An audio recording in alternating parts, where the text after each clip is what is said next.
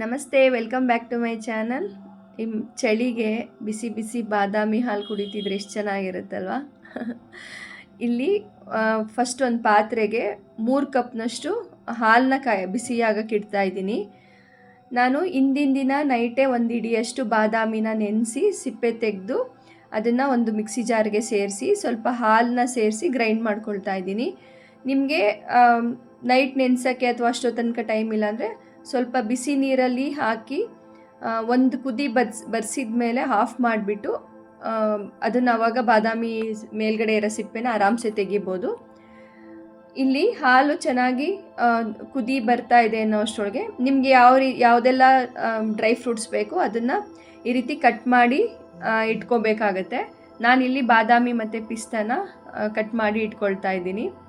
ಚೆನ್ನಾಗಿರುತ್ತೆ. ಅದು ಬೇಕಂದರೆ ಹಾಕ್ಕೋಬೋದು, ಇಲ್ಲ ಸ್ಕಿಪ್ಪು ಮಾಡ್ಬೋದು.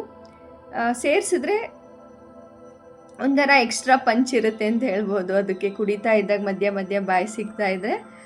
ಈಗ ನೋಡಿ, ಡ್ರೈ ಫ್ರೂಟ್ಸ್ನ ಕಟ್ ಮಾಡಿ ಇಟ್ಕೊಂಡಿದ್ದೀನಿ ಮತ್ತು ಗ್ರೈಂಡ್ ಮಾಡಿ ಇಟ್ಕೊಂಡಂತಹ ಪೇಸ್ಟು, ಅದು ಹಾಲು ಒಂದು ಕುದಿ ಬಂತು ಅಂದಾಗ ಈಗೇನು ನಾನು ಪೇಸ್ಟು ಗ್ರೈಂಡ್ ಮಾಡಿಟ್ಟಿದ್ನಲ್ಲ ಬಾದಾಮಿ ಪೇಸ್ಟು, ಅದನ್ನು ಈಗ ಇದಕ್ಕೆ ಸೇರಿಸ್ತಾ ಇದ್ದೀನಿ.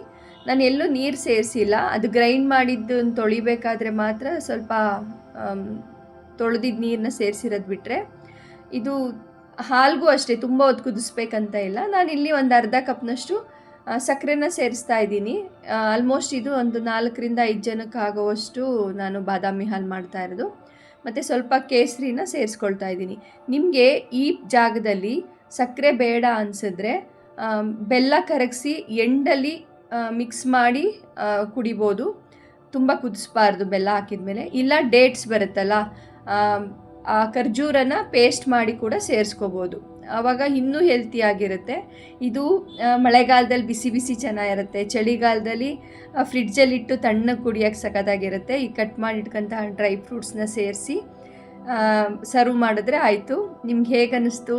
ಇಷ್ಟ ಆದರೆ ಲೈಕ್ ಮಾಡಿ, ಶೇರ್ ಮಾಡಿ, ಒಂದು ಹೈಪ್ ಕೊಡಿ. ನಮ್ಮ ಚಾನಲ್ ಸಬ್ಸ್ಕ್ರೈಬ್ ಆಗಿಲ್ಲ ಅಂದರೆ ಸಬ್ಸ್ಕ್ರೈಬ್ ಆಗಿ.